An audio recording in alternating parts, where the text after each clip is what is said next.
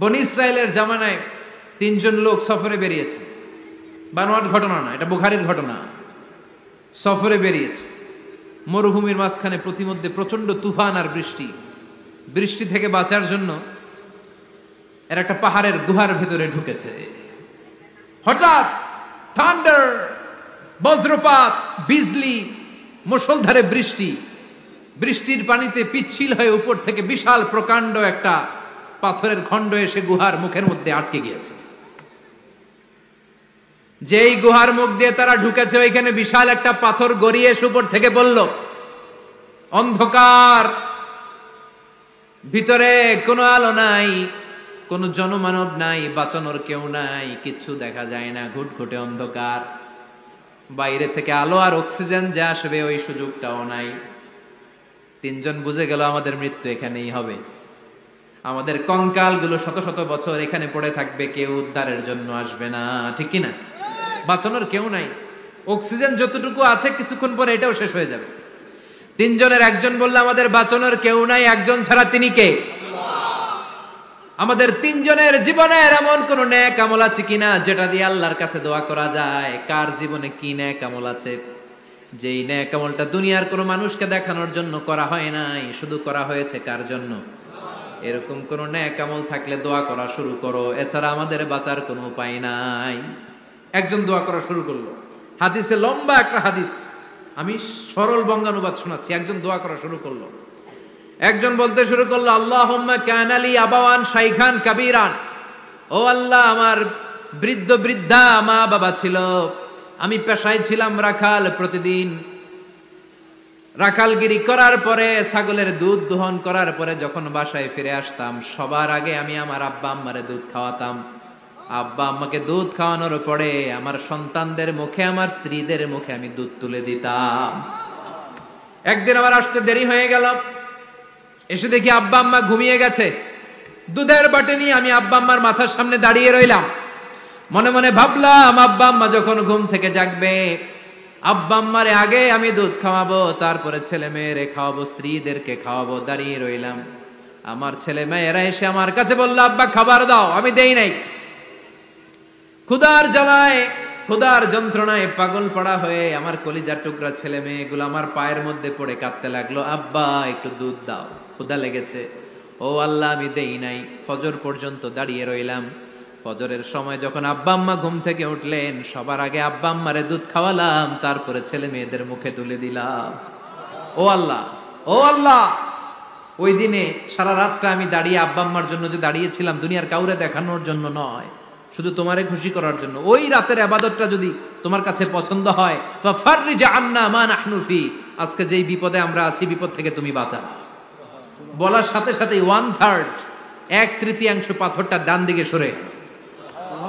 সুবহানাল্লাহ পড়বেন না? এবার বাইরে থেকে আলো আসতে শুরু করেছে, অক্সিজেন ঢুকতে শুরু করেছে, তাদের মনের মধ্যে স্বস্তি ফিরে এসেছে। এবার দ্বিতীয় জন দোয়া শুরু করলো, আল্লাহ আমার এক চাচাতো বোন ছিল, এত সুন্দরী, আমার জীবনে এত সুন্দরী নারী আমি দেখি নাই, এত সুন্দরী নারী। ওয়া কুনতু উহিব্বুহু বিআশাদ্দি মা ইউহিব্বুর রিজাল আন নিসা, একজন পুরুষ একজন নারীকে যত ভালোবাসতে পারে আমি ঠিক ততটা ভালোবাসতাম আমার এই সুন্দরী কাজিনকে, চাচাতো বোনকে। কিন্তু আমার মনের কথা আমার চাচাতো বোনরা আমি বুঝাতে পারি নাই।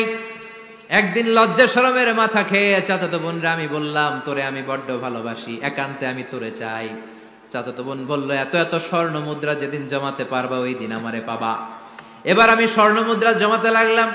জমাতে জমাতে জমাতে জমাতে বছর শেষে স্বর্ণ মুদ্রার থলে নিয়ে চাচাতো বোনের হাতে দিলাম। চাচাতো বোন আমার অপকর্মে রাজি হয়ে গেল। গোপন একটা রুমের ভেতরে আমরা ঢুকলাম, দুইজনেই জামা কাপড় খুলে নেকেড হলাম, জিনা করব, পাপ কাজ করব। একেবারে ফাইনাল ডেস্টিনেশন আমরা চলে গেলাম। পাপ কাজ যখন আমরা শুরু করব, ইন দা মিন টাইম আমার চাচাতো বোন আমার ডেকে বলে, ও আমার চাচাতো ভাই, ইত্তাকিল্লাহ, ইত্তাকিল্লাহ, আল্লাহরে ভয় কর, আমার সতীত্ব নষ্ট করে দিস না। আল্লাহ ওই মুহূর্ত থেকে ফিরে আসা কোনো পুরুষের পক্ষে সম্ভব ছিল না।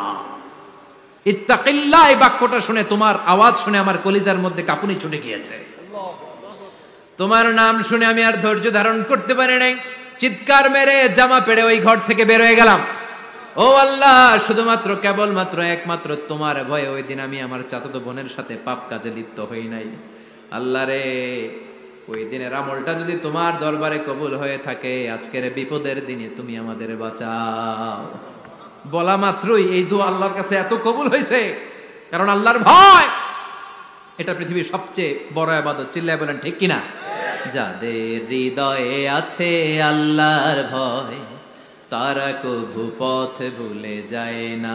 আল্লাহর প্রেম ছাড়া এই দুনিয়ায় কারো কাছে কোনো কিছু চায় না। ঠিক কিনা? আল্লাহর ভয় আল্লাহর কাছে সবচেয়ে বড় প্রিয় ইবাদত। আল্লাহর কাছে দোয়াটা এত পছন্দনীয় হয়েছে, মুহূর্তের মধ্যে 2/3 পাথরটা গুহার মুখ থেকে ডান দিকে সরে যায়। 2/3 পাথর এখন সরে গিয়েছে। এবার তারা বেরোতে চেষ্টা করলো, দেখা যায় হাত বেরোয়, কারো পা বেরোয়, মাথা বেরোয়, কিন্তু পুরো বডিটা নিয়ে বেরোয়া যায় না। বাকি আছে কয়জন? কথা কোন? এবার 3 নাম্বার লোক দোয়া করতে শুরু করেছে, আল্লাহ ইন্নী ইস্তাজারতু উজারা ফাদাফাতু সামানাহুম। আল্লাহ, আমি অনেকগুলো শ্রমিক ভাড়া করেছিলাম, তাদেরকে দিয়ে কাজ করিয়ে তাদের ঘাম শুকিয়ে যাওয়ার আগে প্রত্যেকটা শ্রমিকের পারিশ্রমিক আমি দিয়ে দিয়েছি। সবগুলো শ্রমিক আমার কাছ থেকে পারিশ্রমিক বুঝে নিয়েছে, একজন ছাড়া।